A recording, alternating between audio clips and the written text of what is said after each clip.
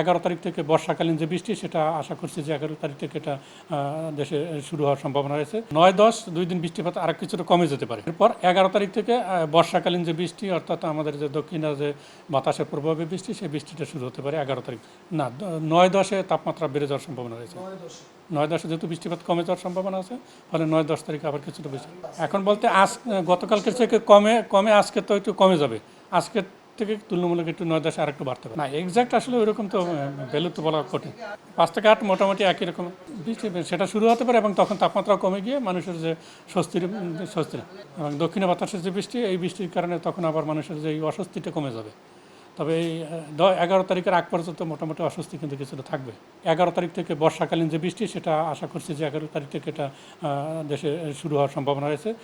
তখন এই যে আমাদের অস্বস্তিকর অবস্থা এটা অনেকটাই কেটে যাবে বলে আমি আশা করছি।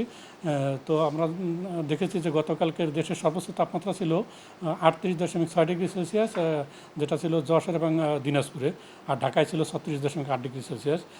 এটা যেহেতু গতকালকের দেশের বেশিরভাগ জায়গায় বৃষ্টিপাত হয়েছে, শুধুমাত্র চট্টগ্রাম এবং খুলনা বিভাগে বৃষ্টিপাত হয় নাই, চট্টগ্রাম এবং বরিশাল বিভাগে। আজকে কিন্তু আবার সকালের দিকে সেটা বরিশাল বিভাগে বৃষ্টিপাত এখন চলছে এবং এটা চট্টগ্রাম বিভাগের দিকে অগ্রসর হচ্ছে। ফলে সারা দেশেই মোটামুটি একটা বৃষ্টি কিছুটা হইলেও শুরু হয়েছে। এর কারণে তাপমাত্রা কিছুটা কমে যাবে গতকালকের চেয়ে, অর্থাৎ গতকালকে যেখানে 38-এর উপরে ছিল সেটা হয়তো আজকে 36 বা 37 ডিগ্রি সেলসিয়াসের মধ্যে থাকার সম্ভাবনা রয়েছে। তবে মানুষের যে অনুভূতি সেটা আপনারা দেখতে পাচ্ছেন যে অনুভূতিটা কিন্তু সেই 36 বা 37 ডিগ্রির মধ্যে নেই, অনুভূতিটা সেটা 40 ডিগ্রি পার হয়ে যাচ্ছে মানুষের অনুভূতি। কারণ বাতাসে প্রচুর জলীয়বাষ্প রয়েছে। আপনারা জানেন যে এখন আর কিছুদিনের মধ্যে আমরা বর্ষাকাল সেট হবে। এই বর্ষাকাল সেট হওয়ার কারণে কিন্তু বাতাসে এখন দক্ষিণে বাতাস কিছুটা রয়েছে, যার কারণে জলীয়বাষ্পের যোগান প্রচুর রয়েছে এবং এই জলীয়বাষ্পের যোগান থাকার কারণে মানুষের অস্বস্তির পরিমাণটা অনেকটাই বৃদ্ধি পেয়েছে।